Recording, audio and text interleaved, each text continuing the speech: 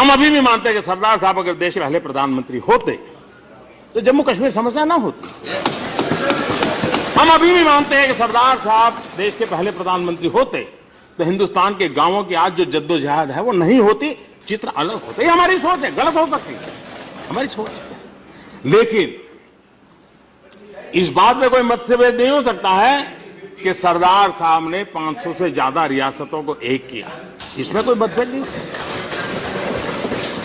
और सरदार साहब थे जिसको कांग्रेस पार्टी ने देश का पहला गृह मंत्री बनाया था।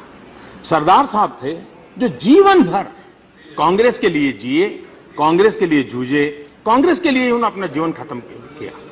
वो शुद्ध कांग्रेसी थे।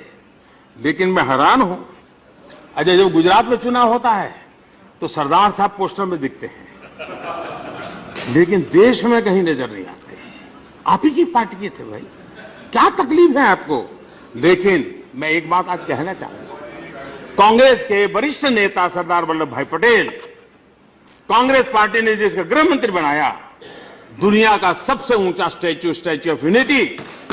मैं आग्रह करूंगा कांग्रेस के वरिष्ठ नेता कम से कम एक बार जाकर के जरा श्रद्धा सुमन देकर के आ जाए। सरदार साहब कांग्रेस के थे, आप ओन कीजिए ना, आप ओन कीजिए। और मैं चाहूंगा गुलाम नबी जी कुछ दिन गुजारिए गुजरात में। देखिए कभी क्या होता है, पहले एक बड़ा इंटरेस्टिंग बताता हूं। हमारे यहां पुराने नियम कैसे चलते हैं, कहीं डैम होगा, एयरपोर्ट होगा तो कहते हैं फोटो निकालने की मना है। अब आज टेक्नोलॉजी ऐसी है कि वो स्पेस में से गली में खड़े हुए स्कूटर के नंबर की फोटो निकाल सकते हैं, लेकिन पुराने कानून पलट के पड़े हैं। तो जो सरदार सरोवर डैम जब ओवरफ्लो होता था तब तो बना नहीं था, तो ओवरफ्लो होता था। उधर दिग्विजय सिंह की सरकार चलती थी, तो ये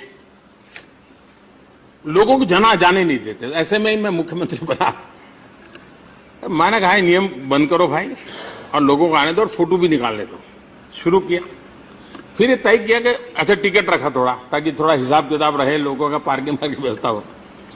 फिर ये कहा कि जब 5 लाख नंबर होगा, जो 5 लाख विजिटर होगा, उसको हम सम्मानित करेंगे। और मुझे खुशी से कहना है कि जो 5 लाखवां नंबर का इनाम प्राप्त करने वाला बारामूला का कपल था, जो शादी के बाद निकला था और वहां उसने फोटो निकली। देखिए चीजों को कैसे बदला जा सकता है।